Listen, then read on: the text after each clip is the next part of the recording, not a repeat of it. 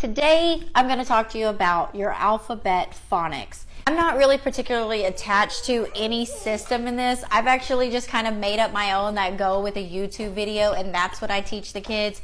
It's just the stuff that I have found the sounds and the hand motions that the kids really pick up on really easily, so that's what I use. If you're interested in what those are, just let me know and I can make a video on what those things are. But whatever system that you're using, I just wanted to address that today because we're using our alphabet phonics as a transition from outside time to come inside. So you're teaching them those first couple of weeks that when you sing the ABC song, A, B, C, D, E, F, G, that they're going to line up during that time. But now you want to transition this week into teaching them when you're singing the ABC song, they're going to line up. But while you and the kids are waiting on everybody to come, you're going to start introducing them into your hand motion. So whether that be Zoophonics or some other system that you use, you're going to begin to introduce them. Like this week is letter M.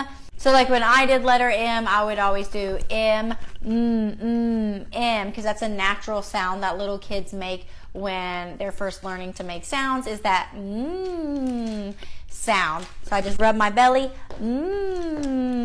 So as we're waiting in line for all the kids to come from recess, I'm going to talk to them. I'm hungry. You're not hungry. You just heard me talk about food. No. You are not hungry. No. You want a banana?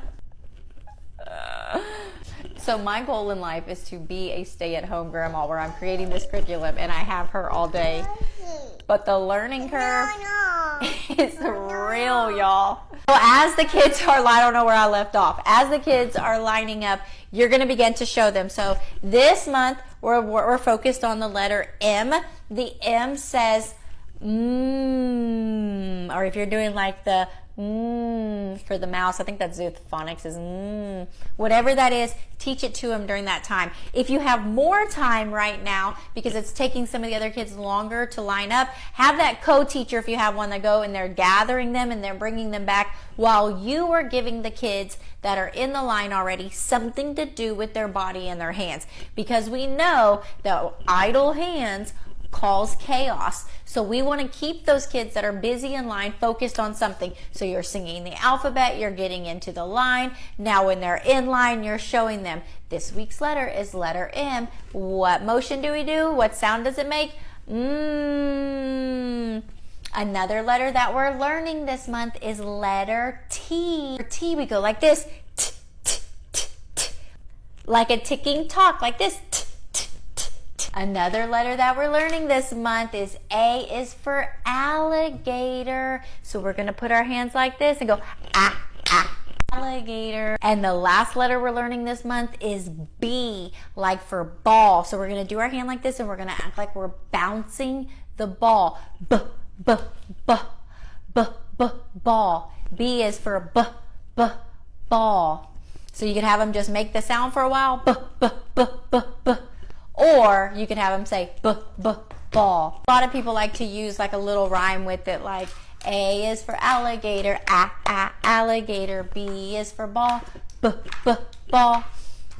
I think that might actually come from the Zoophonics. I'm not 100%. The moral of the story is whatever you use for your alphabet phonics, use it as a transition when you're coming from outside to line up. And if it's taking longer than this for the kids to line up after you've already gone through the 4 letters that you're focused on for the month, you can either go back, like say this is later in the year, you can go back and do some of those as a review that you've already learned, or begin to teach some new ones coming up in the future and go ahead and teach them those hand motions. Don't forget to explain why we do the hand motion that we do. So for an alligator, it's the alligator's mouth opening up,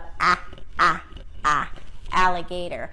For the t, it's the clock that's ticking, t, that goes back and forth to click.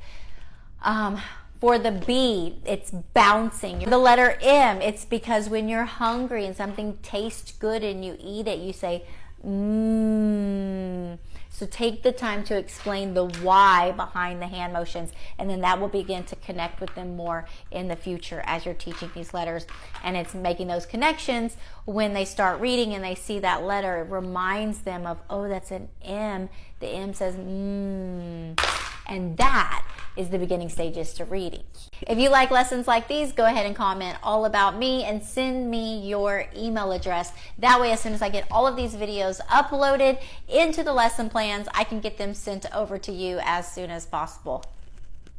And if you're not a subscriber yet, go ahead and comment sub. And for $10 a month, you get access to all of the lesson plans and all of the printouts every month as I'm rolling them out for the best price. If not, if you're buying this individually, you're going to pay $20. And if you're getting it on Teachers Pay Teachers, it's going to be $30. So the subscription really is the best bang for your buck.